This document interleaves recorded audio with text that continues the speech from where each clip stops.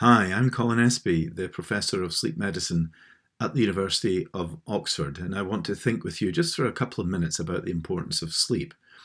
Sleep has many functions, but one of those is to regulate our emotions. So when we've been having some difficulties with anxiety or feeling a bit down or some unpleasant things have happened to us, we need our sleep even more, don't we, in order to cope? But sometimes it can be a struggle to get to sleep, to stay asleep, and to feel refreshed in the morning.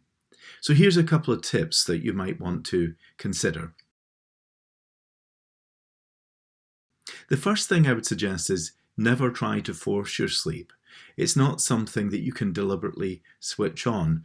I guess you're used to the phrase falling asleep, but that's kind of how it works. It's almost like an accidental thing, and if you try to do it deliberately, it doesn't work out very well for you.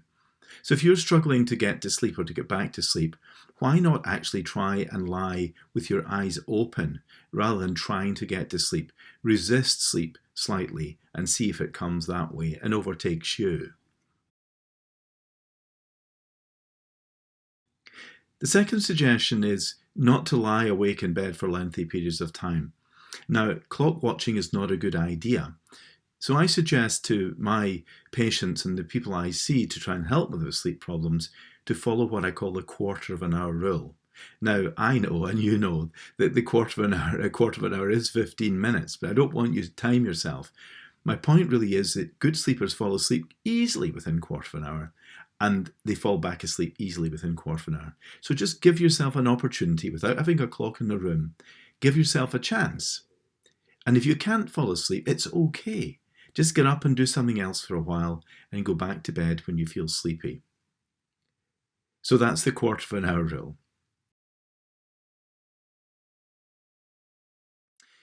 Another problem you might be having if you've had some traumatic experiences is with vivid dreams and even nightmares. Now, they're not pleasant things to have, but just remember that your brain is trying very hard during the night to process emotion and to deal with traumatic memory. So it's not altogether a bad thing. But the thing I'd suggest you try to do is to alter the dream ending. So if you see something happening to you that is frightening or scary, change it to something at the end that seems comical. If someone's chasing you, imagine they trip and fall and bump their head or something like that.